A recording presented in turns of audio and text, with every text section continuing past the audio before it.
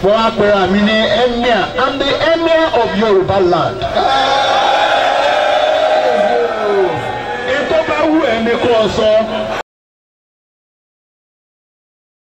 Emir of Yorubaland, Oluwo no jebe.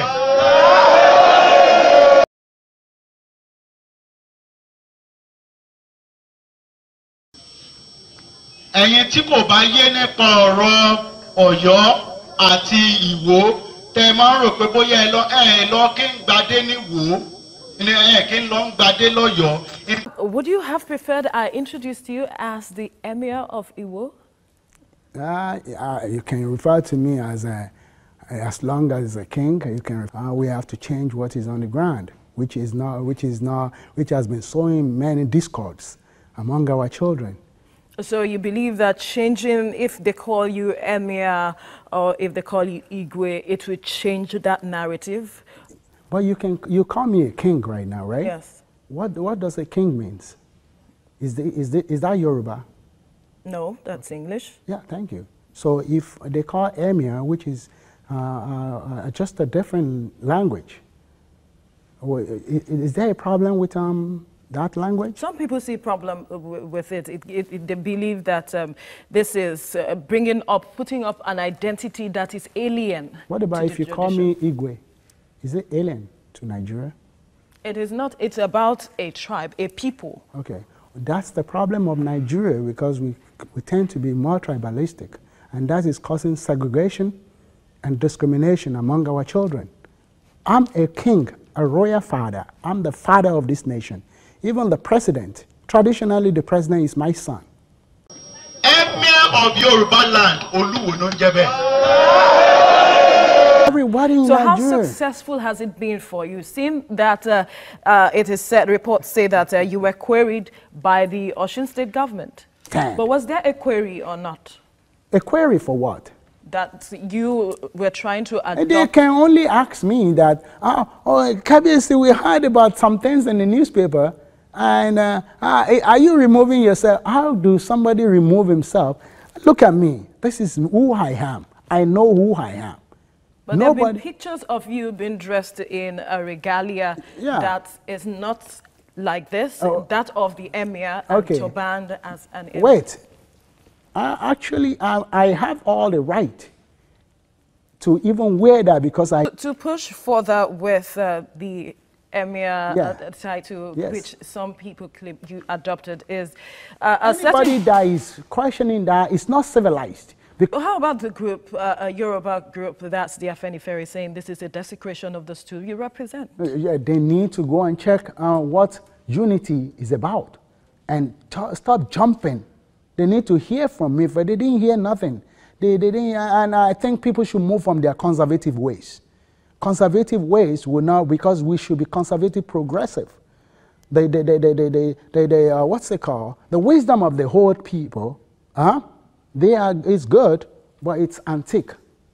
When you say antique, what do you mean? We can only do away with the past? No, you don't do away with the past. What do you do with antiques? You keep them in the museum. You keep them very safe. You put them in a glass. You keep them. You visit them as history. But they cannot be applied to the present.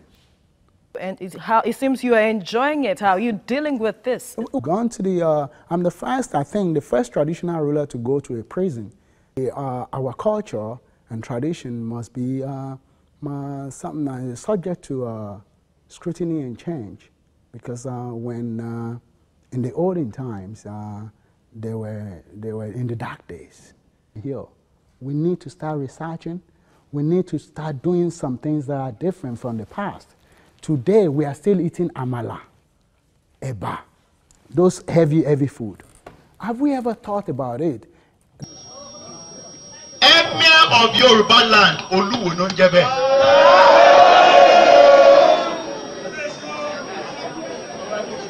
Bí ọba yọ, kó wù kéèyàn pariwo dé títí, ariwo ni mo láìkì. Ìwọ ẹ ti gbọ́ nísìn láàárọ̀ ẹ tún ti gbọ́ ròyìn mi nínú kíní. Olúwo tó ti ń jà o, Olúwo tó ti ń bá àwọn ìmáàmù jà. Ọba ní structure Islam, àwọn ìmáàmù náà wà lábẹ́ ọba. Nílẹ̀ Haúsá, lè gbọ́ pé Emir nílùú Kano wípé ká sọ pé ìmáàmù kan ló ń ju ọba lọ. Ó ṣe jẹ́ pé nílùú Yorùbá nílẹ̀ Yorùbá nìkan ni àwọn àfáà àti ìmáàmù ni wọ́n máa ń fẹ́ sọ pé ìmáàmù ni ó ju ọba lọ. Nàìjíríà ni pátá tí mo wọ̀ sídìí àtúnṣe pátá olókùn. Ẹ ti mọ orúkọ láti mọ wọ̀ nù.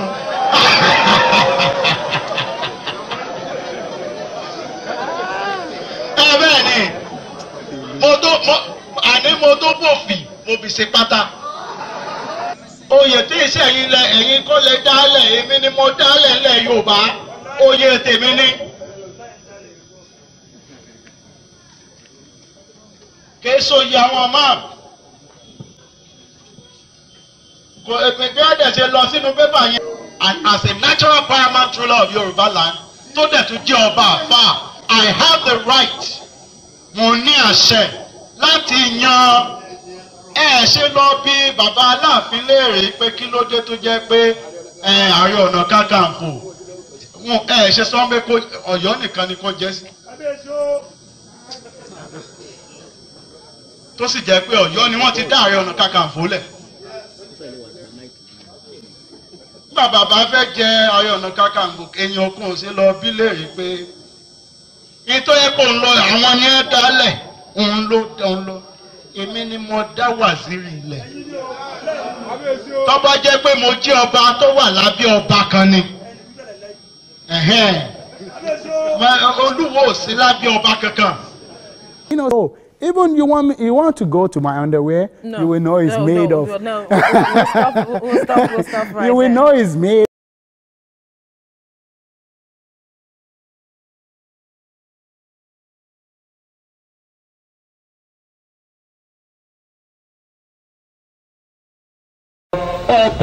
Ọba tó ju gómìnà gan lọ.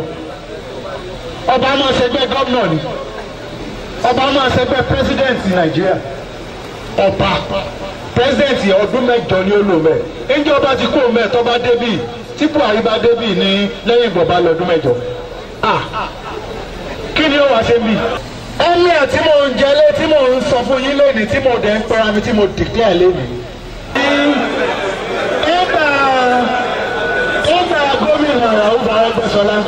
Tóun wá ṣe tiẹ̀ tán tó bá wá sí wò bóun ni dọ̀bálẹ̀ rẹ̀ ṣe rí. Wọ́n á pera mi ní Emir. I'm the Emir of Yorubaland. Ètò bá wù ẹ́ ní kò sọ gẹ́gẹ́ bí ibi mo ti wá nù lárúbá bàbá mi Odùduwà èmi gan ọmọ ẹni tó dúdú wá. Mo wá sọ pé mo tún fẹ́ máa padà sílẹ̀ ìpìlẹ̀ mi. Agboolé Yorùbá gan agboolé Odùduwà ọ̀nbẹ̀lẹ̀ Saudi. Bẹ́ẹ̀ bá mọ̀ yẹn ló jẹ́ kó ẹ̀rí ọba mi gan kúnlẹ̀ níwájú pásítọ̀. Mo ti rí ọba tó kó ẹ̀wájú pásítọ̀ tí a tún gbọ́ lé lórí báyìí.